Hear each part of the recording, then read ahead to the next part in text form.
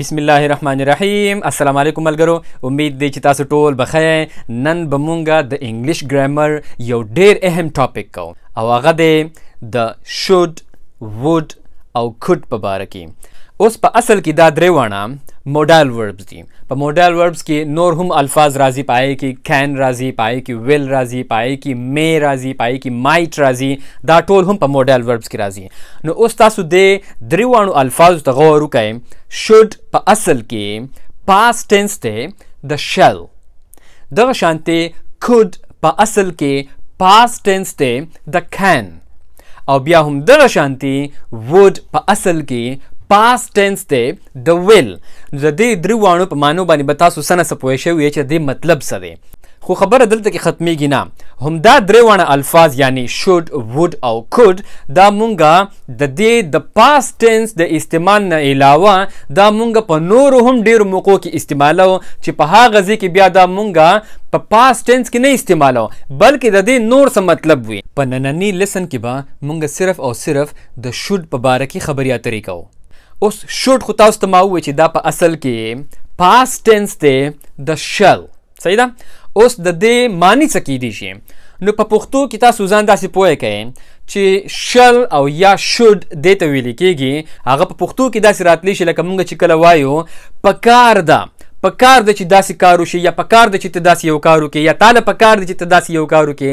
یا مونږ وایو چې شاید یعنی کیدی شي چې یو کار داسې وشي. نو په دغه موقع باندې مونږ should استعمالو. اوس زه تاسو له یو څو اگزامپلز درکوم نو تاسو به پوه شئ چې مونږ به should په سنټنس کې څنګه استعمالو او په کوم موقع باندې به استعمالو. صحیح ده؟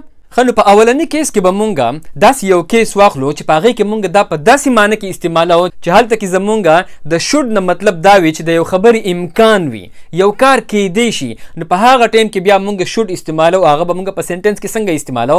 مثال په طور زه یو اگزامپل وایم چې راشد should be here by 2 o'clock.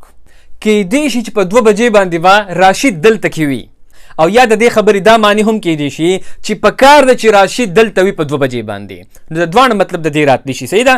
خو په دې ټیم کې مونږه should استعمال کو چې په کار ده چې راشد دلته وي، او یا کیدی شي چې راشد به په 2 بجې باندې دلته کې وي. او یا د دې سره زه یو بل سنټنس هم وایم چې he should be bringing سجاد with him. کیدی شي چې هغه ځان سره سجاد هم راولي. he should be bringing سجاد with him. یا پکار د چې هغه ځان سره سجاد هم راولي. د دې د دوانه مطلب راتلی شي. صحیح ده؟ نو تاسو کتل دغه شانتي چې کله د یو خبرې امکان وي او یا یو کار کیدی شي نو په هغه موقع باندې مونږه should استعمالو. اوس تاسو ته ما په اوله کې یو خبره کړې وه چې دا should په اصل کې past tense دی د shall. صحیح ده؟ اوس shall مونږ کله استعمالو؟ مثال په طور وایم چې I shall do my homework. زه به خپل هوم ورک کوم او یا مال خپل هوم ورک کول پکار دی. د دې خبرې دا مطلب دی I shall do my homework. اوس که زه دا خبره په past tense کې کوم نو زه بیا ویلی شم چې I should have done my homework. مال پکار و چې ما خپل هوم ورک کړی وو، او یا مال خپل هوم ورک کول پکار وو. نو دغه شانتي دا دی past tense هم استعمالیږي. اوس د دې نه علاوه د should یو بل ډیر اهم استعمال دی، او هغه استعمال د څه په باره کې دی؟ to give an advice or to request an advice. چاته نصیحت کول یعنی چاله مشوره ورکول، چاته څه تجویز ورکول، او یا د چانه مشوره اغستل. to request an advice د چانه مشوره اغستل، د چانه نصیحت اغستل، د چانه تجویز اغستل. په دې دوانو موقعو باندې هم مونږه should استعمالو. مثال په طور ته د چا کور ته لاړ شي او ته وګورې چې یاره د هغه کور ډیر زیات خراب شوی دی او بالکل راپریوتو والا دی او نور د اوسېدو قابل نه دی. نو ته هغه ته ووایې چې you should buy a new house. تا له نوی کور اغستل پکار دی. نو دا ته هغه ته نصیحت وکړو. to give an advice کې دا راځي تا غلا یو تجویز ورکو، یو نصیحت تی ورته وکړو. you should buy a new house. تا له پکار دی چې ته ځان نوې کور واخلې، یا you should move to another house. تا له پکار دی چې ته بل یو کور ته موو شي، بل یو کور ته د اوسېدو دپاره لاړ شي. نو دغه شانتي تا دا هغه ته نصیحت وکړو. صحیح ده؟ نو دا د دې اگزامپل راغی to give an advice. دغه شانتي یو کس یو دغه ډیر خراب عادت چې هغه سیګریټ څکي او ته هغه ته بیا ویل غواړې چې یاره تاله په کار نه چې ته سیګریټ وڅکې یا تاله په کار دی چې ته سیګریټ نه څکې، صحیح ده؟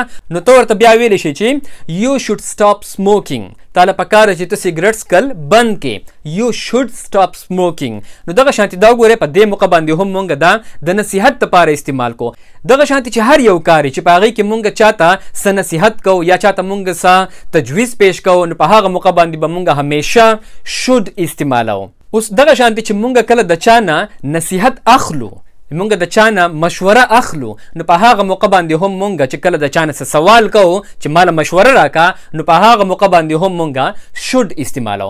مثال په تور زه په یو مسله کې نښته یم، ما ته پته نه لګي چې زه څه وکړم، نو زه د بل چا نه یا د خپل یو ملګري نه یا د خپل کولیګ نه زه یو تپوس کوم چې what should I do now، ماله اوس څه کول پکار دي. نو دا اوس وګوره زه د هغه نه یو قسم له مشوره اخلم یا د هغه نه نصیحت اخلم. what should I do now، ماله اوس څه کول پکار دي، زه اوس څه وکړم. اوس تاسو په دې خبره باندې غور وکړئ، ما چې کوم دا اگزامپل تاسو له درکو لکه what should I do، ماله څه کول پکار دي. نو تاسو اوس وګورئ په دې ټیم کې بیا ما دا should past tense نه دی استعمال کړی د shall، صحیح ده؟ ځکه چې دا خو زه زړه خبره نه کوم، بلکې په دې ټیم کې دا بیا ما په کم سینس کې استعمال کړی دی، ما د یو اډوایس اغستو دپاره استعمال کړی دی چې ما ته څوک څه نصیحت وکړي. نو په دې ټیم کې دا پاست ټینس نه دی، دا د دې هغه دویم استعمال دی چې کله مونږ د چا نه څه اډوایس اخلو یا مونږ چاله اډوایس ورکو، د چا نه نصیحت اخلو یا چاته نصیحت مونږ کوو، نو په هغه موقع باندې هم مونږ شوډ استعمالو او په دې موقع کې د دې د شل د پاست ټینس سره هیڅ تعلق نشته دی، صحیح ده؟ یا دغه شانتي بل اگزامپل واخلئ، فرض که مونږ په ګاډي کې په لاره باندې روان یو او ما ته پته نه لګي چې په کوم ځای کې زه اوس ګس لاسته تاو شم او که ښی لاسته تاو شم او زما سره دویم ملګری ناست یو، زه هغه ته ویم چې should we turn left، آیا مونږ ګس لاسته تاو شو؟ یعنی ته ماله څه مشوره راکړې چې مونږ ګس لاسته تاو شو، ګس اړخ ته تاو شو که نه، should I turn left یا should I turn right. نو دغه شانتي مونږ چې کله هم د چا نه څه مشوره اخلو یا مونږ نصیحت د چا نه اغستل غواړو، نو په هغې کې هم مونږ should استعمالو. اوس کله چې مونږ دا should استعمالو په نیگیټیو سنټنسز کې، په نفي فقرو کې، په منفي فقرو کې، نو بیا به راځي I should not have turned left، ماله ګس لاسته تاویدل نه و پکار، I should not have مال نه و پکار. خو چې کله هم مونږه نیگیټیو سنټنسز استعمالو نو دا زیات تر په انګلیش کې بیا په کنټریکټډ فارم کې استعمالیږي، یعنی دا ټکي مونږه راغونډ کو، وړوکی کو. I should not have نه جوړ شي I shouldn't have، I shouldn't، should not نه جوړ شي shouldn't، او د shouldn't په بیا داسې لیکل کېږي، تاسو اوس په سکرین باندې ښکاري، صحیح ده؟ shouldn't ډېر زیات استعمالیږي د I should not په ځای باندې، صحیح ده؟ I should not ډېر زیات فارمل دی، فارمل دی ته ویل کېږي چې په هغې کې ډېر زیات ادبي او احترامي پکې یا سرکاري ژبه وي، دفتري ژبه وي، نو په هغې کې بیا خلک مکمل ټکي وایي I should not have.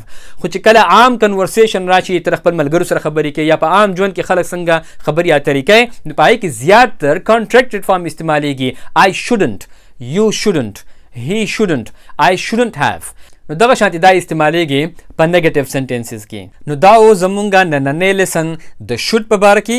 انشاءالله په نیکسټ لیسن کې به مونږه د کوډ په باره کې تفصیلي خبرې کوو چې دا به مونږه په کومو موقعو باندې استعمالو. اوس تاسو د ټولو دپاره هوم ورک دا دی چې دا شوډ په یو سنټنس کې استعمال کړئ او په کمنټس کې ولیکئ. نو انشاءالله په نیکسټ لیسن کې به بیا ملاویږو.